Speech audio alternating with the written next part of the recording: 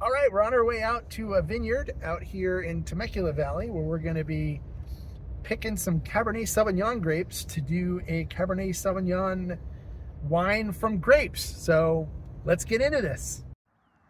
So part of the winemaking process is picking your grapes if you're getting to make wine from grapes. So we're here at the vineyard now. We're picking some Cabernet Sauvignon grapes, and so we're looking for big bushels of grapes like this that are dark purple like that. That's the beautiful ripe grapes there. So these will give us all the sugar and tannins and stuff that we need to make a really beautiful Cabernet Sauvignon. So we got some more bundles here we'll pick, and then once we get them all picked, we'll head back to the home winery and we'll show you some rest of the stuff. We've got all the grapes back to the house where we're going to do our wine making. So first we're going to take our lids off the tubs, and then you can see the beautiful grapes we got in here. So next thing we're going to do is do crushing. So what we do is we take them, basically just put the grapes on here, crush them so it leaves the stems. And we'll do this for all the grapes until we get them all juiced up and crushed and ready to go for fermentation. And we'll check in before we do pitching the yeast for fermentation right after this. All right, so here we are on day 4. I actually did a cold soak this time where I put them in 5-gallon plastic buckets like this here. Put the must in there and then put them in the fridge, and then had them in a tank here too where it was also getting cold soaked in about 40 degrees for about 3 days to get some extra beautiful flavors and color out of the grapes. So now I've got them in the fermentation tank. It's a 30-gallon fermentation tank here. I've got this heater on it to get it up to fermentation temperature. And I put this cheesecloth on here to keep the fruit flies out. And we've already pitched the yeast. And this time I'm using a rock pile yeast, which is a good yeast to use for Cabernets. It's more California style yeast. But we'll go ahead and show you what we got going on here. So you can see I've went ahead and pitched the yeast. So we're going to let the yeast take off on this, and then we'll have to punch down the caps like we did on the Zinfandel that we did.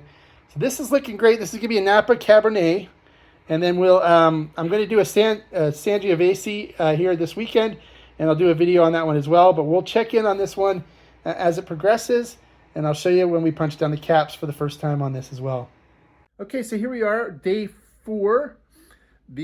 After we did the crush, and you saw in the video, we then put it into buckets and soaked them in tubs and stuff to do what's called a cold maceration to get some great color out of the skins and draw more stuff out of the grapes themselves.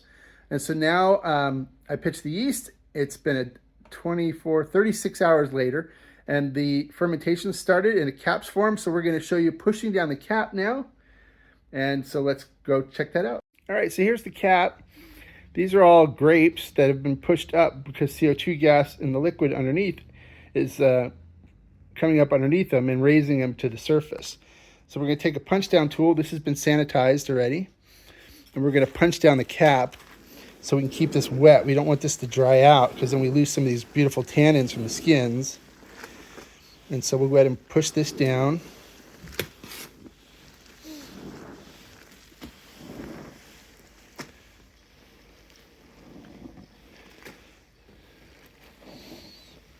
See all the bubbles? That's all CO2 gas coming up from fermentation.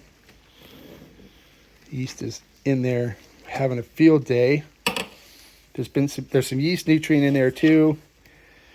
So it's getting the food it needs and the nutrients it needs to be strong for this good solid fermentation. Temperature of the must is right at 75 degrees too, which is perfect for this yeast.